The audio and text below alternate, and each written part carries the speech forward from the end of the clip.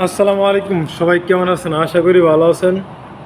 তো আজকে কিছু কথা বলবো, সবাই ভিডিওটা শেয়ার করে দিবেন প্লিজ, সবার কাছে অনুরোধ রইল।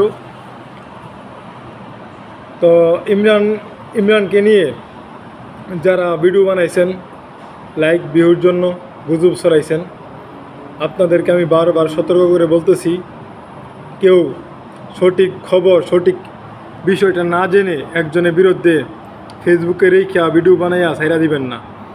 আপনারা বলছেন যে ইমরান নাকি ডাকাতি করতে গিয়ে ধরা খাইছে, এটা একটা দাহা মিথ্যা কথা এবং গুজব।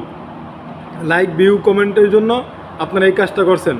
আপনারা ইমরানের কাছে ক্ষমা চাইবেন, মাফ চাইবেন যারা এই কাজটা করছেন, কারণ আপনারা একজনের সম্মান নিয়ে সম্মানহানি করতে পারেন না, চিনিমিনি খেলতে পারেন না, কারণ আপনাদের সহ্য হয় না। সে অল্প বয়সে ভালো কিছু করতেছে, সফলতা অর্জন করতেছে এবং অর্জন করছে, আপনাদের সহ্য হচ্ছে না, তাই আপনারা তার পিছনে লেগে গেছেন। যে বিষয়ের কারণে তারা মারধর করছে সেটা হলো আন্দোলনের সময় সে একটা মিছিল বাইর করছিল, তার জন্য সে যে এলাকার থাকে এই এলাকার কিছু নেতা ফাতি নেতা তারা ধরে নিয়েছিল, নিয়ে তারা একটু মারধর করছে। তো সেই ভিডিওটা আপনারা ভাইরাল করে লিখছেন যে ডাকাতি থেকে ধরা খাইছে। কালকে আমি দেখলাম এক ভিডিওর মধ্যে এক ভাই বলতেছেন যে ইমরানে অল্প বয়সে এত টাকা পায় কোথায়, গাড়ি কিনে বাড়ি কিনে ডাকাতি না করলে, দিনে ভালো মানুষ সাজে রাতে ডাকাতি করে। আপনি ইমরানের কাছে আরও আগে মাপ চাইবেন, না জানি না বেস্তি কথা বলার কারণে আপনি মিথ্যা কথা বলছেন মিয়া। আপনারা একজন মানুষ সফলতা অর্জন করলে তার পিছনে লাগিয়ে দেন গা, তাকে উঠতে দেন না, টাইম না কেমন নিচ নামাইবেন সে চিন্তা করেন, কারণ আপনারা তো তাদের সমান হতে পারেন না। আপনারা এখন বলতে পারেন যে আমি ইমরানের দালালি করি, না, ইমরানে কামাই আমি খাই না, আমার কামাই ইমরানে খানা।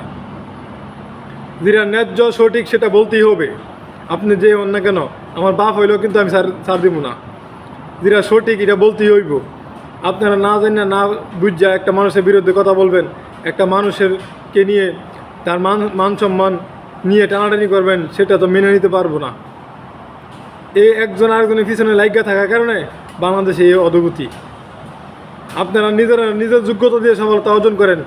ইমরানের যোগ্যতা দিয়ে সফলতা অর্জন করতেছে এবং ওর পিছনে আরও অনেক মানুষ কাজ করতেছে, তাদের সংসার চলতেছে।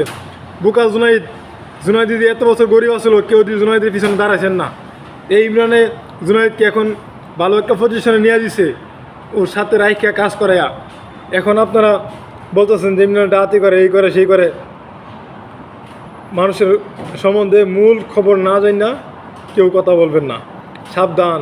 আপনি মনে করতেছেন যে একজনের বিরুদ্ধে গুজব ছড়াইলে আপনি ভালো কিছু করে লাইছেন না।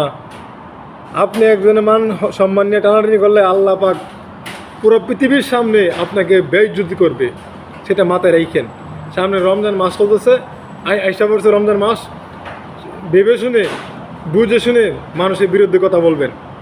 একজনের বিরুদ্ধে ঠাস করে লাগিয়ে দেন কেনা, এগুলি বন্ধ করেন। কাদা সরাসরি নিজের যোগ্যতা দিয়ে সফলতা অর্জন করেন। এই ইমরানে এই অল্প বয়সে এত সে গাড়ি করছে, বাড়ি করছে, এই কারণে তার পিছনে কত মানুষ রাখার জন্য প্রস্তুত, এটা বলার বাইরে। এই বাংলাদেশ দেশে কেউ কারো ভালো চায় না। বাংলাদেশের মতো এরকম একজনের পিছনে আরেকজন লাগিয়ে থাকে পৃথিবীর কোনো দেশে এরকম নাই, একমাত্র বাংলাদেশে আছে এরকম। তাই বলি সাবধান, কেউ কারো পিছনে মিলে লাগবেন না। যার যার যোগ্যতা দিয়ে সে কাজ করে যান, সফলতা একদিন না একদিন আসবেই। আপনি আরেকজনের পিছনে লাগিয়ে অর্জন করতে পারবেন, সেটা কখনো ভাইবেন না।